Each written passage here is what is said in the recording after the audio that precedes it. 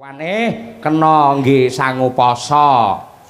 Poso pos niku berhenti, so niku rasa tegese ngeposke rasa.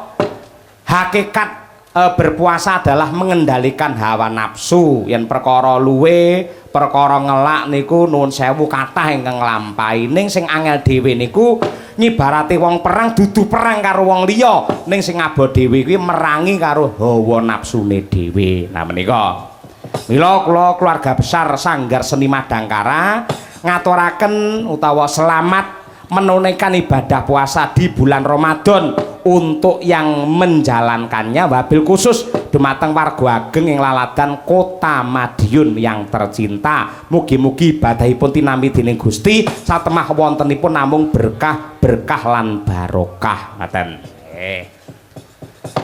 Waranggone ingkang sowan menika wonten Jruk Lukmat 678. Nggih. Tak kenal maka tak sayang ingkang pinggir dhewe menika njawi piyambak menika Mbak Lia Sundari.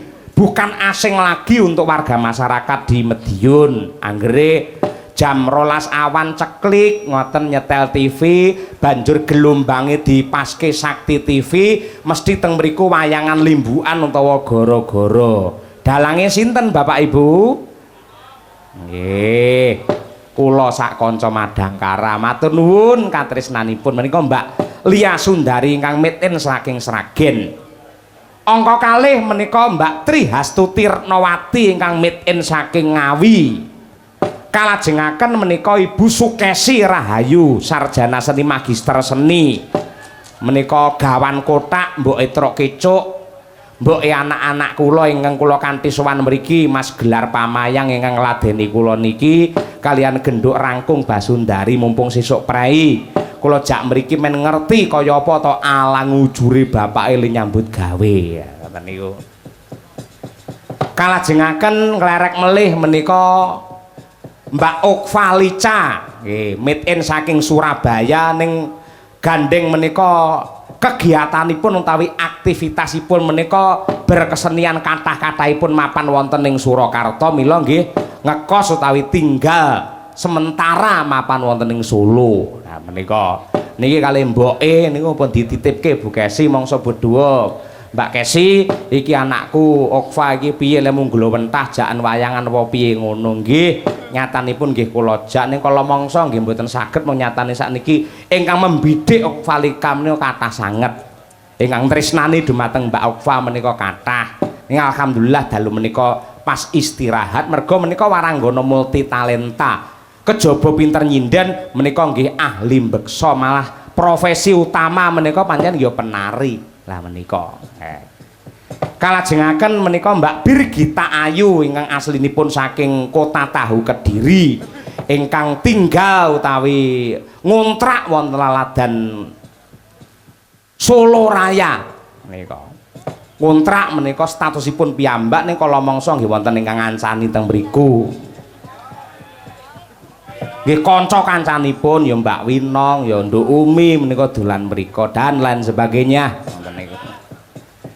Mbak Birgita kalajengaken genduk Nimas Ayu Winong Nawangsih aku melu marem aku melu seneng wingi nderekke Mas Rudi Gareng neng Sumatera utawa laladan ngendi wingi iki live streaming wah bintang tamu dheke wong loro ya melu syukur melu seneng rekake le munggah panggung ya dalange wiwit barang dheke lagi munggah wis ora apa-apa mbok menawa saka adohe kesel awake niku kudu ngangge leren. Mbak Winong kala wau saking laladan Tulungagung kalajengaken genduk Umi Hafifah menika penghuni wis marangkung kos kagunganipun Ibu Sukesi Rahayu menika. Rumiyin ingkang dados anak kos teng mriku namung Umi Hafifah ning alhamdulillah sakmenika saya tambah. Dadi upamane Bu Kesi nganggur le nyinden terus le dadi dosen ndelalah tunjangan kinerjane niku mboten medhun. Iso njagake dhuwit kos-kosan niku alhamdulillah mumpung duwe rezeki ya nggih samben apa ya sempulur dadi dalang terus apa arep dadi sinden terus mesti ana watese terus disusul generasi peneruse dene ingkang minangka pamungkasing Paseban wah iki ngatasé bintang tamu no rekake ya gayane kaya sinden gawane dalange rekake seragame ya padha karo kancane Jane yen genduk niken pun kula bebas. Nek wis to nduk bebas ae nggih seragam apa wae.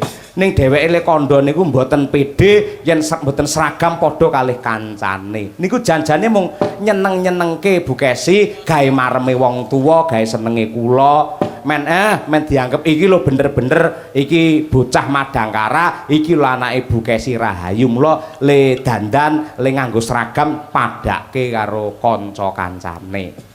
Ning janjane mboten perkara seragam, sing jenenge bintang tamu niku babakan kualitas, mboten dari bentuk tubuh maupun dari nuwun sewu agemanipun. Ning kang wigati pancen daya pikatnya dari suara dan juga jogetnya sing nyatane bisa menjadi apa kuwi renane penggali senenge pikir para sutresna Buddha sing racake utawa jumlahe nganti ewon kabeh padha tresnani kalian Niken Salindri. Wah, luar biasa.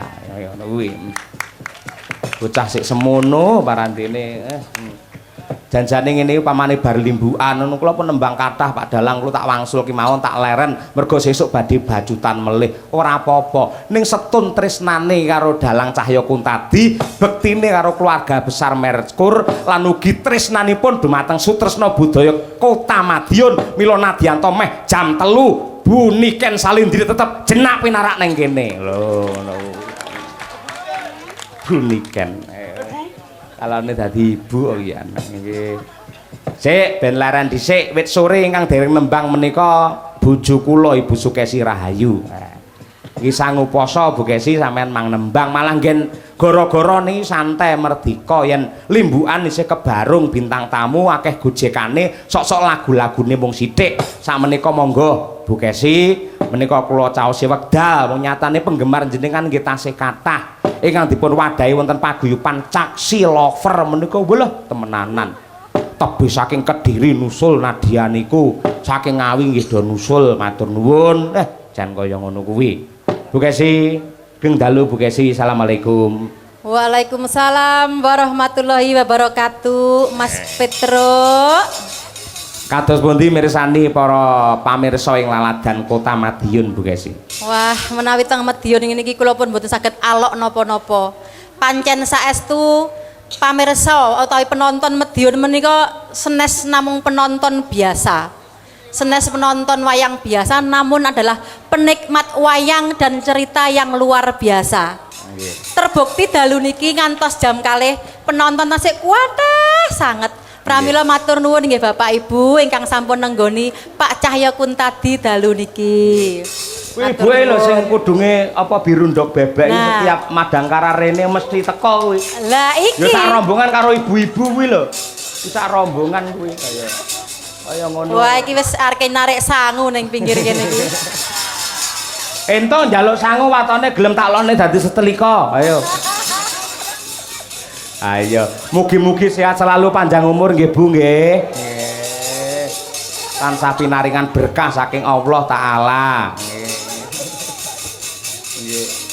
Nembang napa Bu Kesi? Sing klasik mawon, santai mawon. Oh nggih. Nggih. Klasik. Nggih.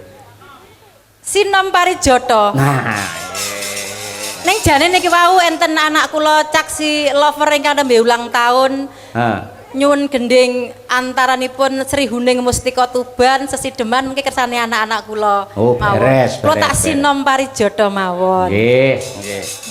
Ingkang nembe amal warsa mugi-mugi tansah pinaringan panjang yuswa, sehat walafiat, murah rejeki lan barokah. Amin ya rabbal alamin.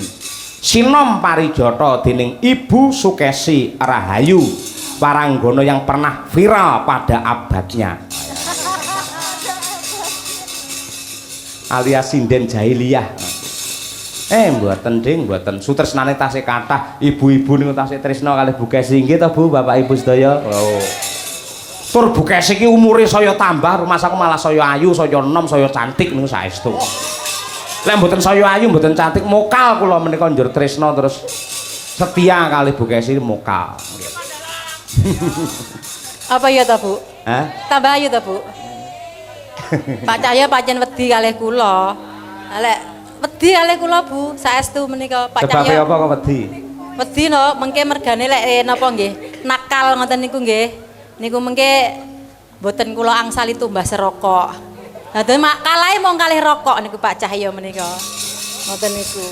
Nek mboten ngerokok pun bingung deh. Wong wedok ayu saged dikipatke ning lek rokok wah mboten saged ngipataken, Bu. Nggih. Mula sampean bejo lho, lek aku nganti kecanduan karo wong wedok, kecanduan karo main, kecanduan karo mendem niku bahaya. Yen mung ngrokok ora apa-apa. Tur rokok niku mboten bahaya. Wong ngrokoki pol-pole lara utawa sakite lek mung paru-paru. Ning lek ora ngrokok, kuwi larane malah rupa-rupa niku malah. Ngoten niku.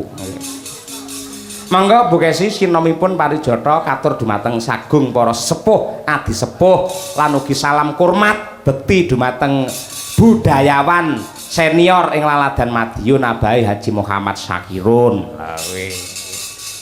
Mangga Bu.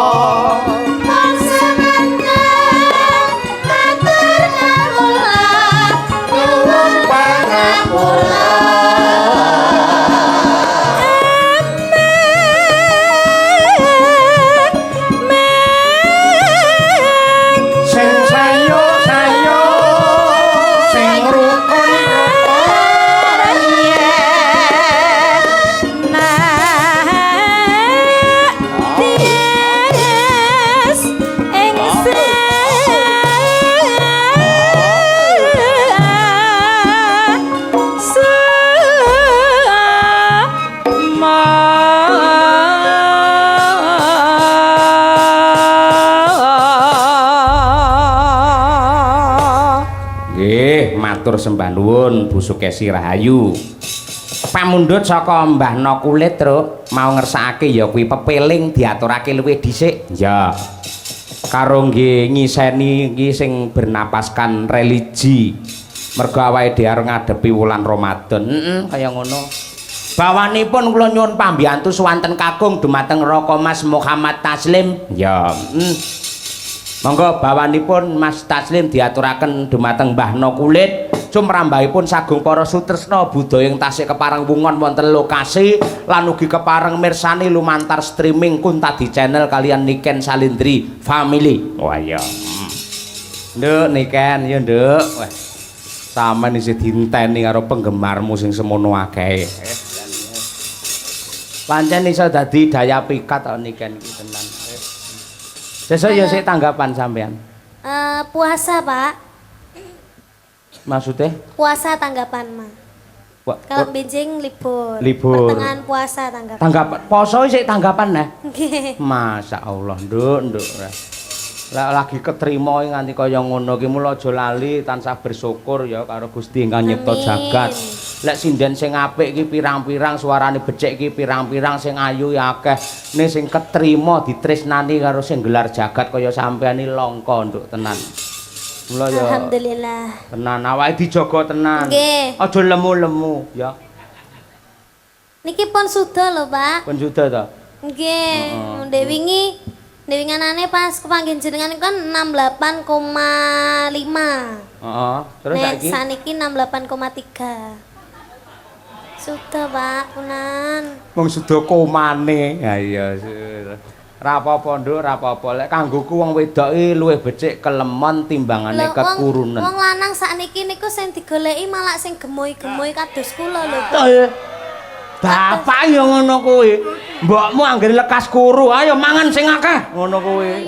Iya, temangi kok. Nggih, apik-apik pancen Nek kaya ngono. disawangke ketok seger ngono lho, Pak. Ah iya, seger. Ora kaya wong tipes. Ah iya, ngono kuwi. Terus lek wong lemu iki cara prau tumpake ra iso uling, wis tenan ngono. Ngono, Pak. Makane niki Mbak Umi niki kan kekurusen to.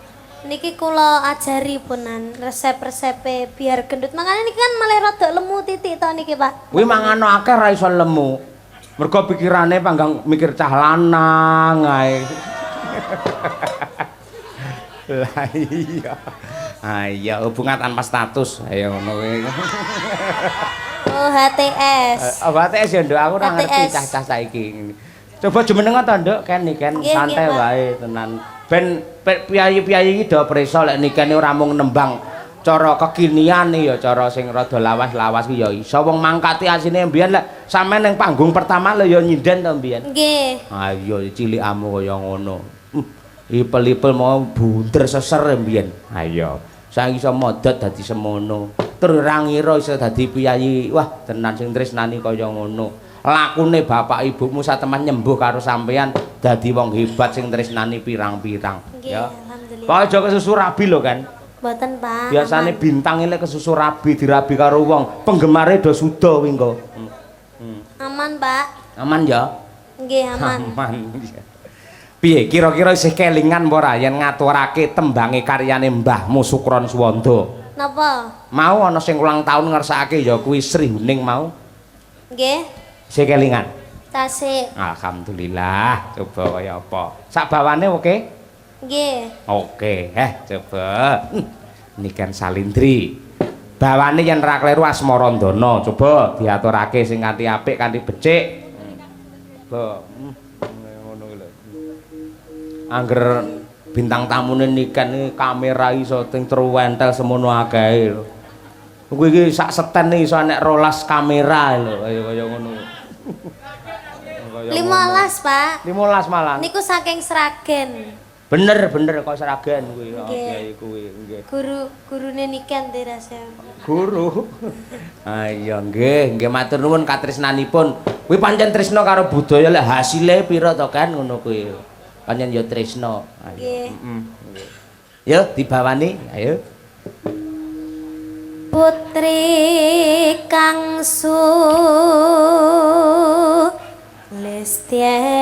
lesteng warni Sone bapak piye Ken? Sone bapak. Sone. Hmm. Niki apik ya, Pak? Sound system lho. Nggih. Apa iya? Niki to, Pak. Sing didamel sakniki niki to? Iya, iki sing nang jero sone bapak iki. Menggelegar. Menggelegar ya. Nggih. Ah iya. Oh, niki nggene jenengan piyambak. Oh iya. Iki nggenku kabeh lek adol sawahe mbokmu mbiyen iki. Lah iya gene sampean sik eling karo perjuanganku. Heeh lho. Son sistem son dalem iki kiri kanan iki asil aku anu mbiyen apa sawahku teko saiki ya urung balik Ken. Aja kok sawah, mas-masanku ki lho gelang kalung teko saiki ra enek lho deloken iki. Urung balik Ken bapakmu. Lah aku iki pancen dalang tanpa modal. Wayang iki paringane Mbah Sukron, ya to. Gamelan iki paringane Mbah Sukron, sound system Bukesi. Aku iki dadi dalang modalku mung gedange mrotoli lho kan mung ae. Ah iya. Nah, ngono kuwi golek bojo sing pinter, ngono kuwi.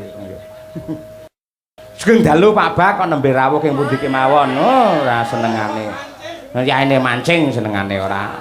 Ora mancing dhek live TikTok karo Mas Bayu karo Pak Abah Kirun karo Mas Joko Klenteng ngono kuwi. Wah sawerane jan banyu mili kok. Ayo. Ayo ayo.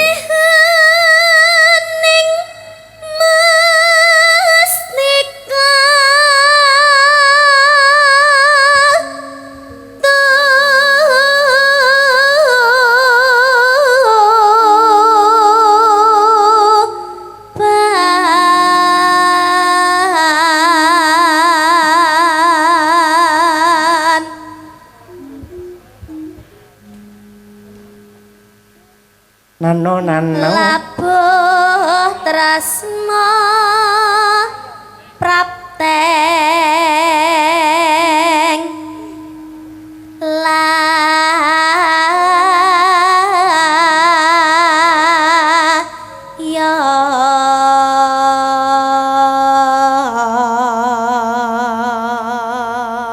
Awas. Truk perang brong-brong. Ngoten niku. Ketento ya? Nggih. Ah ya aku ya ser kuwi arep Ilate negas. kecokot. Ilate kecokot. Ya ampun sing nyokot sapa? Sing nyokot sapa? Duk prang-prang napa, Pak? Druk perang brong. Ayo. Ah, tenan. Sing bener to? Sing bener duk pranggung. Nggih. Bismillah. Nggih. Druk perang brong. Pak, Allah Duk pranggung.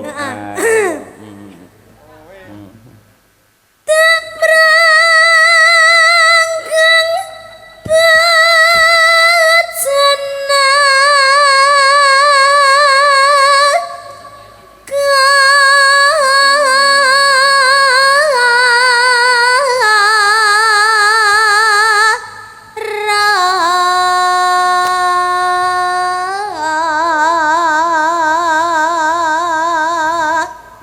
bajana Ngebel sinten?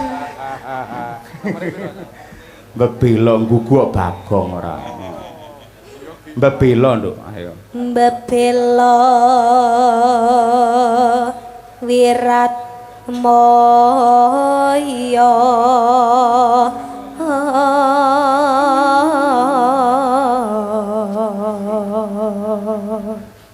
Tan ngira, ya.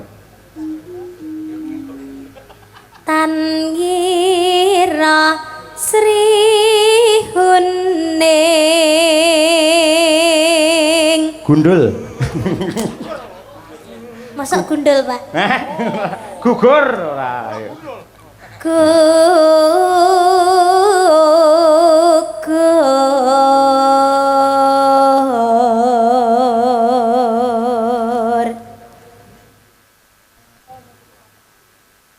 mongko musti kaning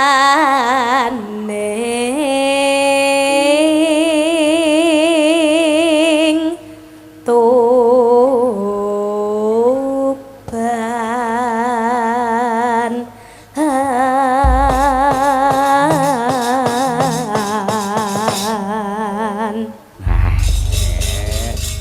Alhamdulillah sik kelingan isih lancar. Ya nduk, sak langgame sing kepenak Cahayu. Ya. Srihening mesti katuban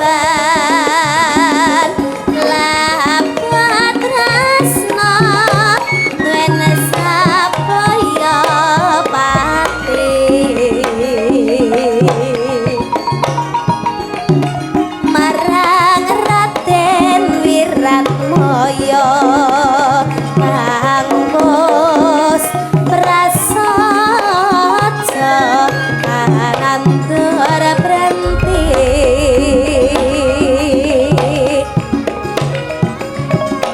Sri Hening tatan grahita kang rinapta kadange pribadi Tong. Wiratmaya putra Nira Regentong. Sira lawe Prang tak tulung ketak prang tak. Tadi dah.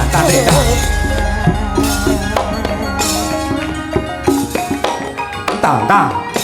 Sri Hening putrane abdi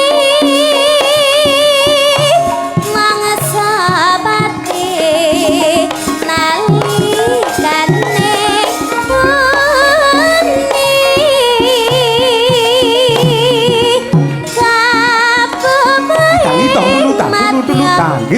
Gita. Rinani. Perang agang lawan minak singgah Ranggoman. Wah.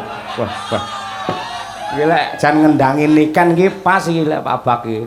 Niken suarane bantere kaya ngono, pengendange kaya jaranan. Ayo. Apik ngerti tenan ngene iki. Nenone ndat langsung ngono.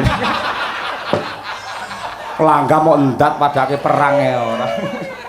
Niku putrane ya hebat, niku dalang dari perintis kemerdekaan Madiun, Nduk. Wis kulino petok to? Nggih. Nggih. Sering. Lek Mas Bagong Mayang wis nate bintang tamu apa urung jenengan? Nate napa mboten nggih? Kula supe. Dereng. Oh, berarti. dereng. Nggih mangke, nggih. Mangke lek syukuranipun Pak Wali mangke nggih syukuran mangke nggih. Ning ketoke ora sida ketoke. Ya ampun. Karo kanca sia-sia ora nggih. Nggih. Ya nduk kan. Katresnane Wiratmaya dinampi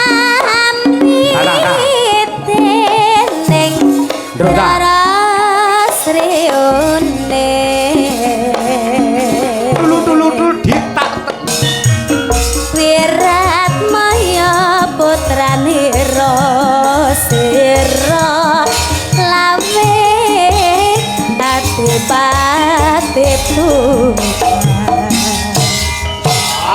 Sri Hening putrane ati wangsa pati nalikane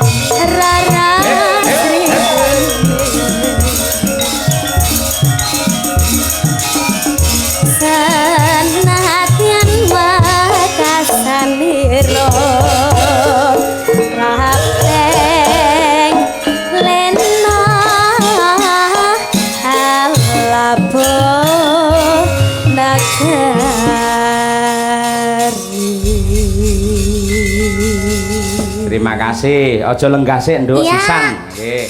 Saya ganti tak kolaborasikan dengan sinden-sinden Madangkara. Ayo. Ya. Mbak Trihastuti mumpung ngene jembar, Mbak Okvalica, Mbak Birgita, Mbak Winong. Yo ngene jembar iki. Ayo. Lagu senengane Pak E. Ya. Sapa? Bapak Semar. Yo. Apa le? Karyanipun Ki Dalang Siswantara saking Laladan Kediri. Ayo. Ayo. Kitir Sumilir. Ayo. Ayo, coba. Ya berdiri yuk, berdiri yuk. Ayo, ayo. Kerja. Ayo. Ayo, mongan mangan, bota-boto.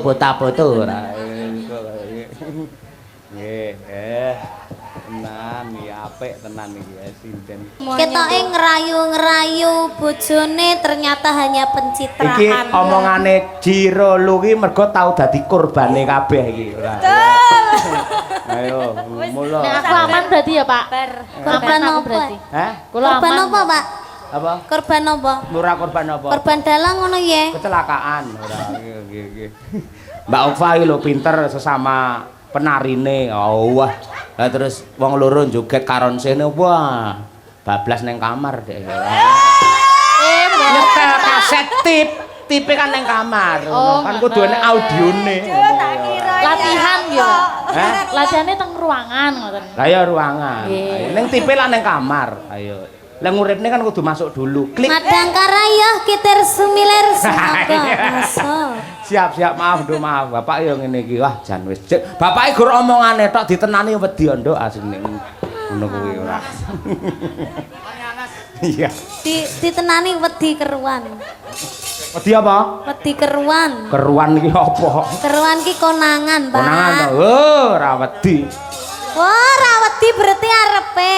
ora arepe wis tau konangan ping 3 aku Ya ta padha wae. iya mula sing hati-hati lek golek calone sing hati-hati. Kangge iki sing lanang sing hati-hati mergo iki ya wedok-wedok bahaya iki kabeh. Aku menjadi takut tambah dewasa ya, Pak. Iya. Wis kok golek pacar ya apa-apa kena sementing ora dalang ngono ae lho. Lah, betul ya. Ketoke lemu sakit tok tenanan to, Nong. Critakno janjane enak apa to? Trauma to kowe. Jeru. Dalang bisa jane semenyakitimu ki dalang. Ndak. Lah, Birgita tekon ngono lah emang dalang mana yang menyakitimu? Enek dalang kulon kono enek kok, pancen enek kok. Birgita aja kok takoki ngono akeh deke yo. Lah iki kabeh dalang dicedhek ya, Pak. Wis dicelebung malan wis. Elek-elek dalang ora yo. Yo, Kitir Sumilir diaturake coba kaya apa? Kunjuk dumateng sedaya para lenggah. Oke, berpacu dalam melodi yo. Sama Kinopal. Ayo.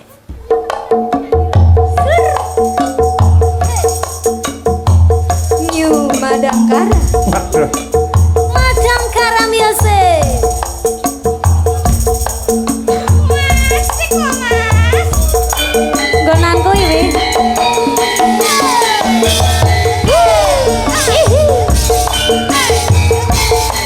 Mas Hafid Mahendra Sugeng Laras Mas. Ya.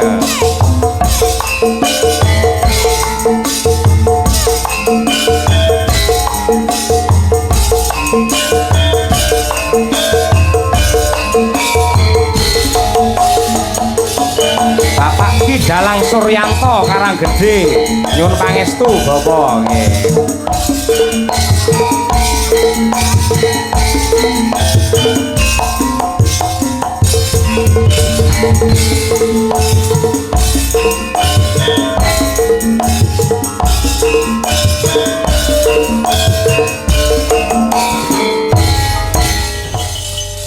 Terima kasih. Wong kono yo radang nah-neh ora. Laren nduk, laren. Nggih. Makasih Bu Kesi engko tutno ki nduk niken karo sampean ngurusi administrasi. Makasih. Aku tak melanjutkan kerja. Ayo. Dalang kerja lho. Pokoknya selamat sukses untuk Hotel Merkur. Semoga dengan adanya penginapan ini menambah kota Madiun semakin mendunia. Ngaturke panuwun marang sagung para lenggah sedaya kemawon ingkang kepareng nenggani dumateng kula sak kanca mugi-mugi dados amal ingkang sae sedaya kemawon. Lan genduk niken matur nuwun Nduk yen kondur ning Kediri salam nggih. Ibu nggih bapak alamate anak Bapak Soleh ya.